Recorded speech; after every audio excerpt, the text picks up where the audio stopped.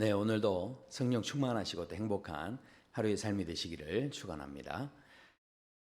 세상 사람들에게는 그 누구에게나 어떤 종교성이 있습니다. 그래서 토속적인 어떤 종교성이라고 해야 할까요? 뭐 이런 마음들이 우리 안에 일반적으로 있는데, 그렇다 보니까 우리가 뭔가 좀 진실하게 또 정직하게 이렇게 성의를 다하고 그렇게 살아가다 보면 하늘의 신이 감동을 해서, 그래서 우리를 외면하지 않을 것이다, 뭐 이런 이제 기대를 가지고 있는 거죠.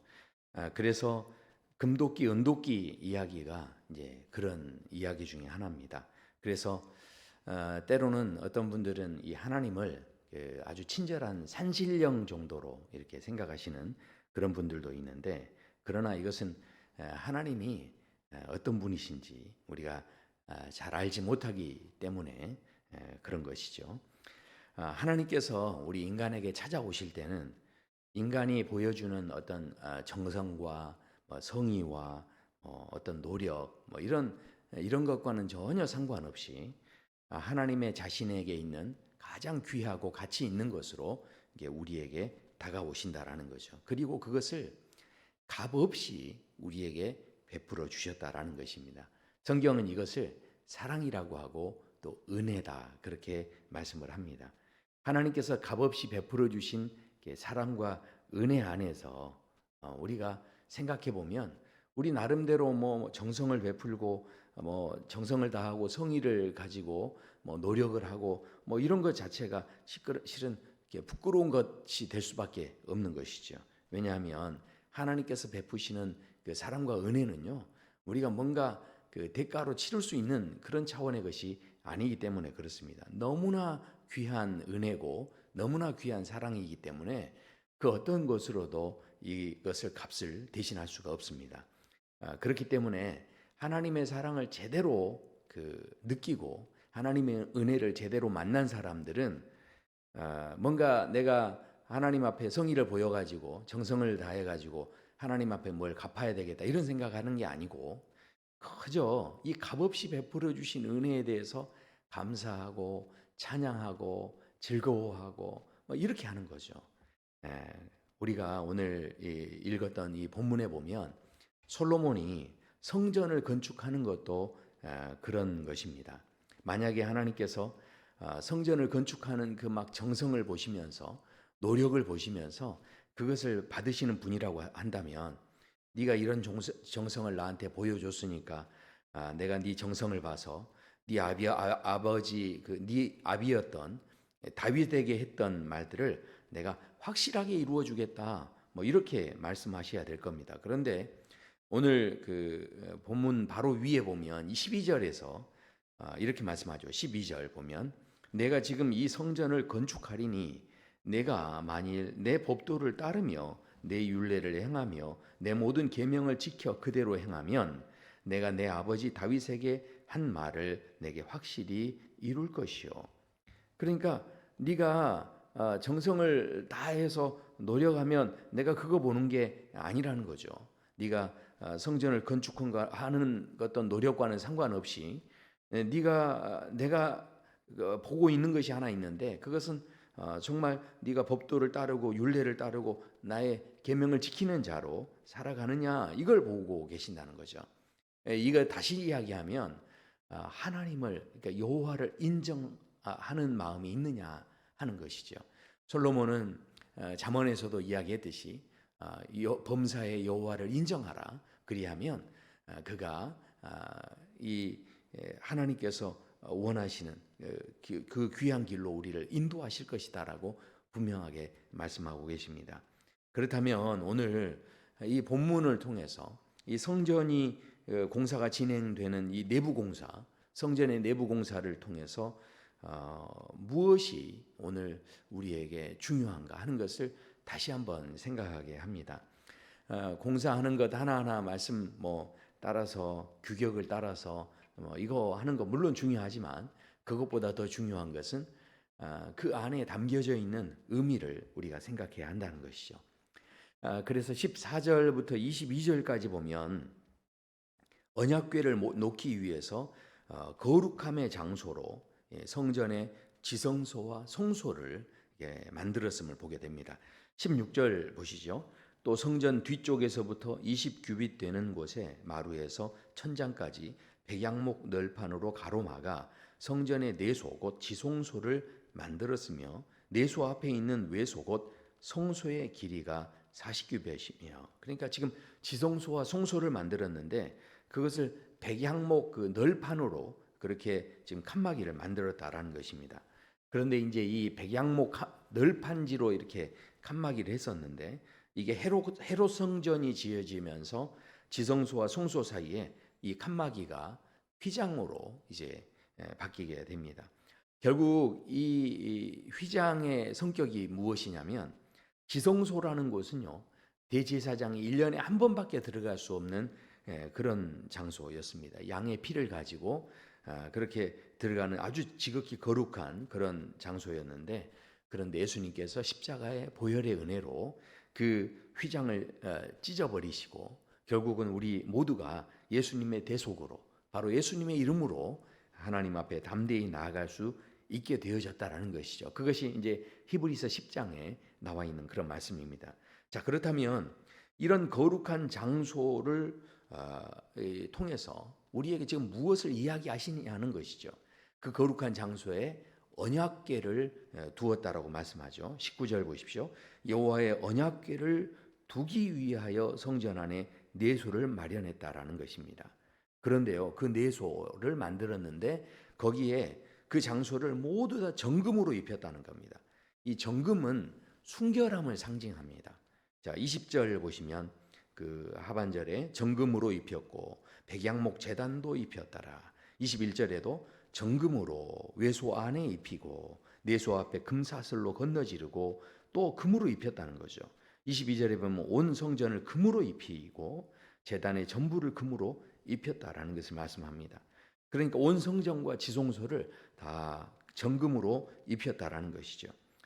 결국 우리가 하나님께서 우리에게 지금 원하시는 것이 우리가 정말로 깨끗하기를 원하시고 그렇게 정결하기를 원하시는데, 그런데 우리가 정말 그렇게 깨끗할 수 있냐는 거죠. 그렇지 않습니다. 그래서 우리에게 영이 되시는, 진리의 영이 되시는 성령님께서 우리 안에 충만하셔야, 성령님께서 우리를 지배하셔야, 그래야 우리가 깨끗해질 수 있는 거죠. 그래서 우리가 날마다 이 성전에 와서 우리가 다시 한번 우리의 신앙을 생각할 때 나를 다스리시도록, 성령께서 오늘도 나를 지배하시도록 나를 내어드리는 것이 그만큼 중요하다라는 것입니다. 그래서요, 이 지성소 안에는 언약궤가 있다고 했는데 이 언약궤가 무엇이겠습니까? 결국은 하나님의 말씀과 우리가 기도를 생각할 수 있죠. 디모데전서 4장에 보면 하나님께서 지으신 모든 것이 선함에 감사함으로 받으면 버릴 것이 없나니 하나님의 말씀과 기도로 거룩하여 지민이라. 결국 우리가 정금같이 순수해질 수 있는 힘은 어디서 나오냐면 바로 하나님의 말씀과 기도로 우리가 거룩하여진다. 그렇게 말씀을 합니다. 두 번째는, 이 거룩한 장소가 첫 번째였다면 이제 두 번째는 23절부터 28절까지 또 만드는 그 공사하는 그 장면이 나오는데, 그것은 이제 하나님의 영광을 찬송하는 장소로 그렇게 두 그룹의 형상이 세워집니다. 23절 보십시오. 내소 안에 감람나무로 두 그룹을 만들었는데 그 높이가 각각 10규빗이라.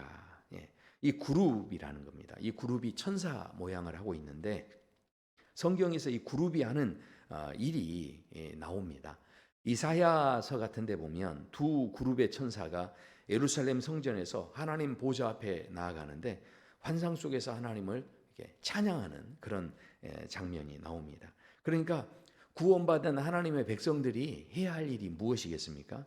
우리가 하나님과 교제하면서 하나님이 얼마나 이 놀라우신 하나님이신지 하나님의 영광을 선포하고 찬양하고 이런 거죠. 그러니까 우리가 진짜 살아있는 신앙은 그저 하나님을 머리로만 아는 것이 아니라 내가 날마다 하나님을 체험해야 하고요, 경험해야 하고요, 그 경험한 것 가지고 내 입술로 하나님 찬양하고 은혜를 자꾸 이렇게 주변 사람들과 나눌 수 있어야 한다는 것이죠.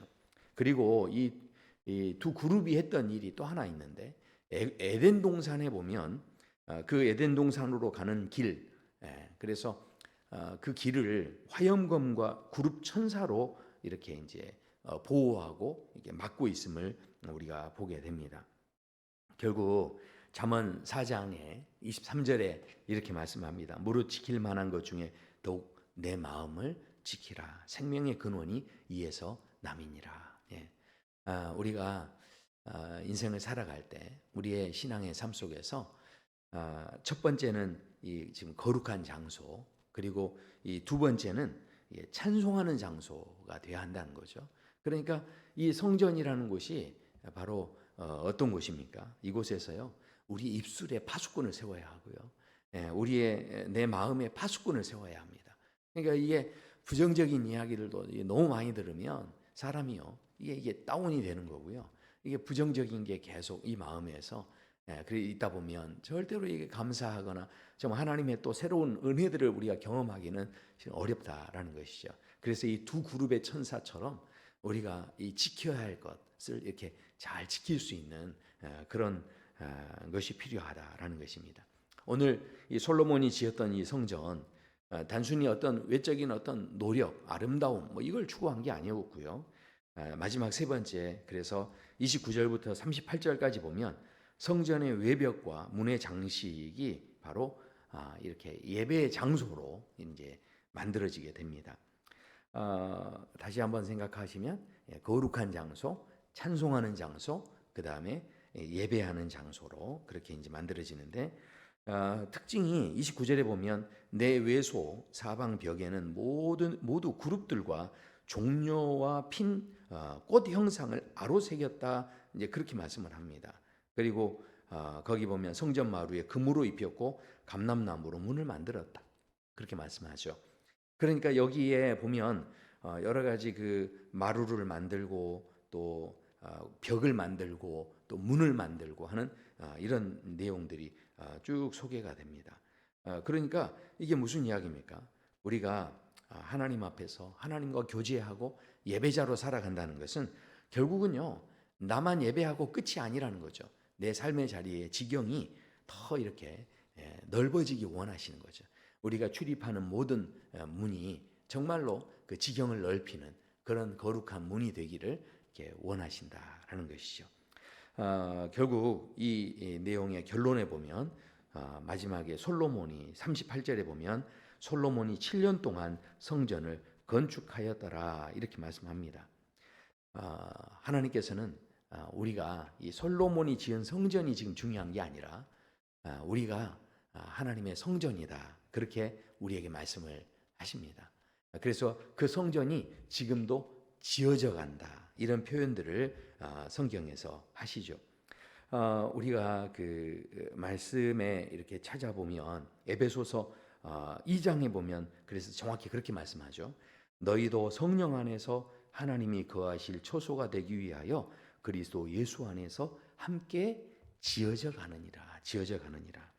그러니까요, 우리가 지금 예수 그리스도 안에서 하나님의 형상을 이루기까지 우리의 삶의 자리에서 거룩한 삶의 그 어떤 장소, 그러니까 우리가 거룩해질 수 있는 것, 내 힘으로 내 노력으로 되는 게 아니라는 것이죠. 말씀과 기도로 우리가 거룩해진다. 그리고 두 번째는 하나님을 찬송하는 그런 삶이 바로 우리 성전된, 우리가 하나님의 초소된 자로서 우리가 살아가야 할 삶이다. 그리고 세 번째가 하나님 나라를 확장하는 그런 하나님의 사람으로 우리가 하나님의 통치를 드러내는 그런 삶이 필요함을 우리가 본문을 통해 보게 됩니다. 사랑하는 성도 여러분, 우리에게 하나님께서 그저 하나님께서 우리에게 뭐 정성을 보고 우리가 뭐 대단한 노력을 하고 뭐 이렇게 했다고 해서 하나님께서 감동하시고 이런 게 아니라는 거죠. 왜냐하면 하나님의 은혜와 또 하나님의 그 자비와 사랑은요, 그 어떤 것으로도 그 값을 치를 수 있는 것이 아닙니다. 값없이 우리에게 주어진 은혜죠. 그렇기 때문에 그 값없는 은혜를 가지고 이 땅에서 우리가 어찌 살아야 할지 바로 오늘 이 성전을 통해서, 성전의 내부 공사를 통해서 우리는 생각하게 됩니다. 저와 성도 여러분의 삶 속에 이런 하나님의 은혜와 이 자비, 값없이 주어주신 그 놀라운 사랑이 우리 안에 역사하고 또 성령의 충만함의 은혜가 있는 그 거룩한 그 처소로서 이렇게 오늘도 지어져 가시게 되기를 축원합니다.